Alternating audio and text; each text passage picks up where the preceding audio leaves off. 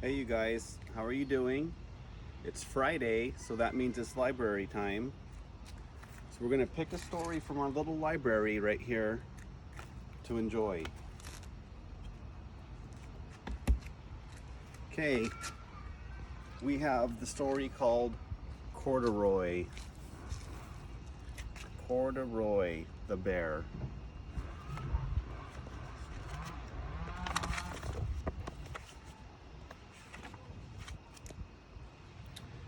Corduroy is a bear who once lived in the toy department of a big store.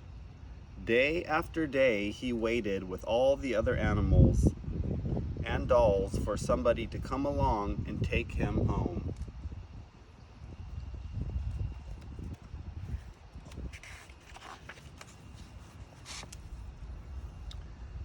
The store was always filled with shoppers buying all sorts of things, but no one ever seemed to want a small bear in green overalls. Then one morning, a little girl stopped and looked straight into Corduroy's bright eyes. "Oh, Mommy," she said, "look, there's the very bear I've always wanted." "Not today, dear," her mother sighed. "I've spent too much already. Besides, he doesn't look new. He's lost the button to one of his shoulder straps." Oh no.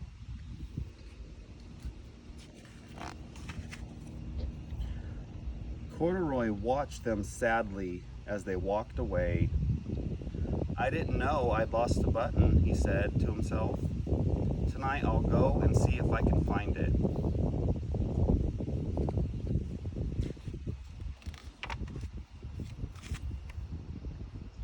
Late that evening, when all the shoppers had gone and the doors were shut and locked, Corduroy climbed carefully down from his shelf and began searching everywhere on the floor for his lost button.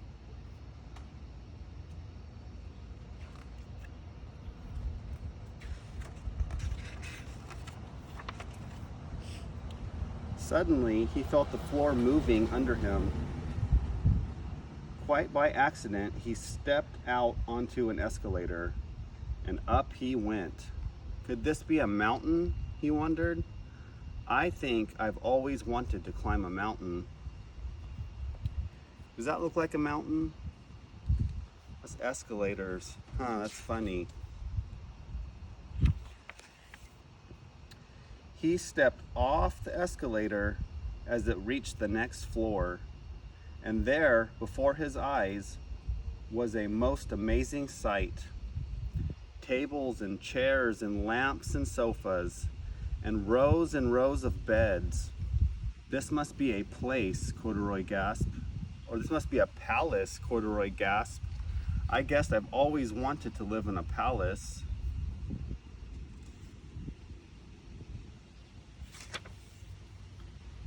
He wandered around, admiring the furniture. "This must be a bed," he said. "I've always wanted to sleep in a bed." And up he crawled onto a large, thick mattress. All at once, he saw something small and round. "Why, there's my button," he cried, and he tried to pick it up. But like all the other buttons on the mattress, it was tied down tight.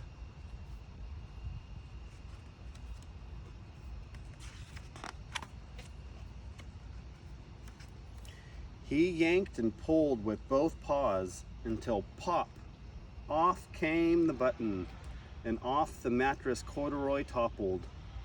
Bang into a tall floor lamp.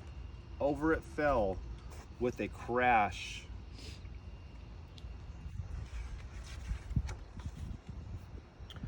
Corduroy didn't know it, but there was someone else awake in the store. The night watchman was going his rounds on the floor above. When he heard the crash, he came dashing down the escalator. "Now, who in the world did that?" he exclaimed. "Somebody must be hiding around here."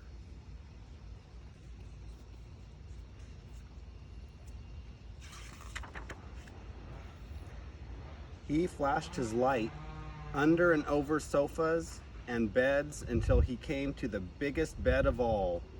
And there he saw two fuzzy brown ears sticking up from under the covers. "Hello," he said. "How did you get upstairs?"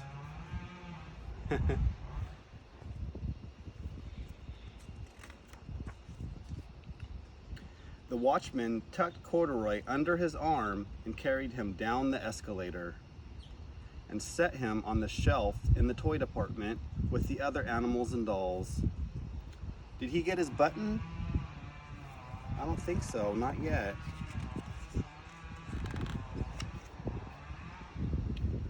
Corduroy was just waking up when the first customer came into the store in the morning. And there, looking at him with a wide, warm smile, was the same little girl he'd seen only the day before. "I'm Lisa," she said, "and you're going to be my very own bear. Last night I counted what I've saved in my piggy bank, and my mother said I could bring you home." Look, she loves him even though he's missing a button. That's cool, huh?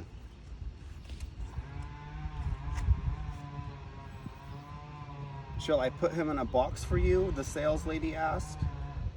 "Oh no, thank you," Lisa answered, and she carried Corduroy home in her arms. She ran all the way up 4 flights of stairs into her family's apartment and straight to her own room.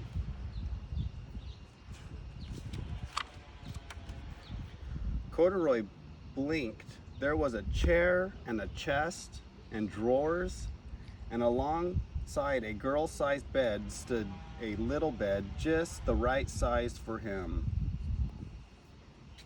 The room was small, nothing like an enormous palace in the department store. "This must be home," he said. "I know I've always wanted a home."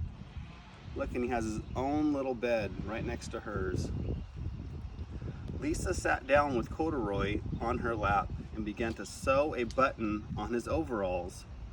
"I like you the way you are," she said, "but you'll be more comfortable with your shoulder strap fastened." That's so nice. Wow, what a nice little girl. "You must be a friend," said Corduroy. "I've always wanted a friend." "Me too," said Lisa, and gave him a big hug. The end. Okay.